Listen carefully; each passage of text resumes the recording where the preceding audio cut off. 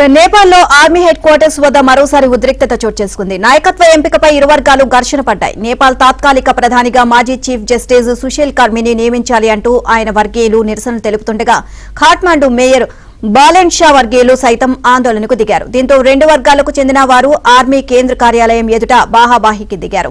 దీంతో మరోసారి ఉద్రిక్త పరిస్థితులు నెలకొన్నాయి. ఇదిలా ఉంటే నేపాల్ తాత్కాలిక ప్రధానిగా కుల్మన్ ఖీసింగి నియామకం జరిగిపోయింది అంటూ ఇప్పటికే ప్రకటనలు వచ్చిన నేపథ్యంలో మరోసారి నాయకత్వ ఎంపికపై తీవ్ర గందరగోళం నెలకొంది.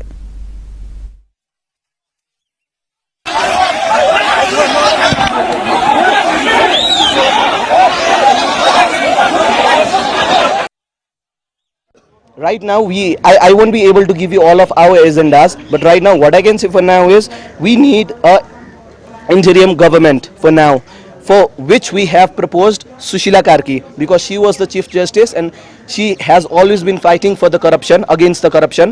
That's why right now the first thing is the interim government, the second thing is dissolving the current parliament, and the third thing is maintaining law and order in the country. These are the things, three things that we are looking forward for now. Other than that, the other agendas, the political agendas, we have to discuss it in the whole team before we present it to the society, before we present it to the world.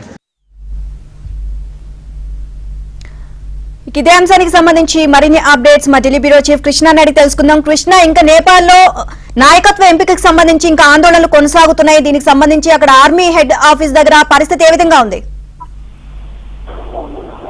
Nepal army head quarters దగ్గర అయితే ఉద్రిక్తత కొనసాగుతుంది. నాయకత్వ ఎంపిక పైన రెండు వర్గాలుగా ఆందోళనకారులు చీలిపోయారు. సుశీలా ఖత్రి ఒక వర్గం, బాలెన్ షా వర్గాలు ఈ రెండు కూడా వాగ్వాదం చేసుకుంటున్నాయి. మరికొంతమంది అయితే తప్పుడు గ్రూపులతో ఈ యొక్క ఆర్మీ చర్చలు జరుపుతుంది అంటూ కూడా పెద్ద ఎత్తున వాళ్ళు ఆందోళనలు కొనసాగిస్తున్నటువంటి పరిస్థితి. ఎందుకు ఈ విధంగా చేస్తున్నారు అన్న దానిపైన అయితే ప్రస్తుతం మనం చూస్తే ఈ జంజెడ్ యువత భారీ నిరసనల కారణంగా ఓలీ తన పదవిని వదిలేసిన తర్వాత ఒక మధ్యంతర పిఎం ను ఇంటరం పిఎం ను ఎన్నుకోవాలని కూడా భావించారు. అయితే ఆ ఎన్నుకునే క్రమంలోనే ఇటువంటి ఈ సమస్య వచ్చింది. ఎవరిని ఎన్నుకోవాలి అన్న దానిపైన ఈ ఉద్యమంలో పాల్గొన్నటువంటి కొంతమంది ఒక గ్రూప్ ని ఆర్మీ పిలిచి మాట్లాడుతున్న నేపథ్యంలో మరో గ్రూపు తమను ఎందుకు చర్చలకు ఆహ్వానించలేదని గొడవ పెడుతుంటే అది మళ్ళీ ఎవరు అన్న దానిపై కూడా కొంత ఆందోళన కొనసాగుతుంది. సుశీలా కార్కి మాజీ సుప్రీంకోర్టు ప్రధాన న్యాయమూర్తి, అవినీతి పైన కఠినమైనటువంటి నిర్ణయాలు తీసుకున్నటువంటి వ్యక్తి, తటస్థంగా ఉండగల నాయకురాలుగా జంజెడ్ ఉద్యమకారులు ఆమె పేరును ముందుకు తీసుకొచ్చారు. అదేవిధంగా బాలెన్ షా అని పిలుస్తారు. ఖాట్మండు మేయర్ గా ప్రస్తుతం ఉన్నారు. యువతలో ఆయనకి స్టార్ లాంటి ప్రజాదరణ ఉంది. ర్యాపర్ గా కూడా పేరుంది. అయితే ఈ ఇంటరిం పిఎం గా ఆయనకు అన్ని పార్టీల అంగీకారం వచ్చే అవకాశాలు అయితే కొంచెం తక్కువగా ఉన్నాయి. మరో మూడో వ్యక్తి కుల్మాన్ ఖీసింగ్, విద్యుత్ రంగంలో సంస్కరణలు చేసి ప్రజల్లో విశ్వాసం తెచ్చుకున్నటువంటి టెక్నోక్రాట్, కానీ ఆయనకు రాజకీయ అనుభవం తక్కువగా ఉంది. ఇంటరిం పిఎం గా చూడాలని కొందరు యువత అయితే కోరుతూ ఉన్నారు. అయితే ఆర్మీ పాత్ర ఇందులో ఇప్పుడు ఇంటరిం పిఎం ఎన్నుకునే దాంట్లో ఆర్మీ పాత్ర కూడా కొంత ఇప్పుడు ఆర్మీ పాత్ర పోషిస్తుంది. ప్రస్తుతం ఆర్మీ హెడ్ క్వార్టర్స్ దగ్గర అయితే రాజకీయ నాయకులు, జంజెడ్ ప్రతినిధులు, ఆర్మీ చీఫ్ మధ్య చర్చలు జరుగుతున్నాయి.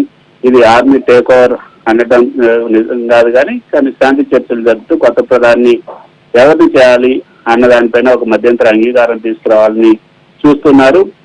అయితే ఎవరికి ఎక్కువ అవకాశం ఉంది అన్న దానిపై కూడా చర్చ జరుగుతుంది.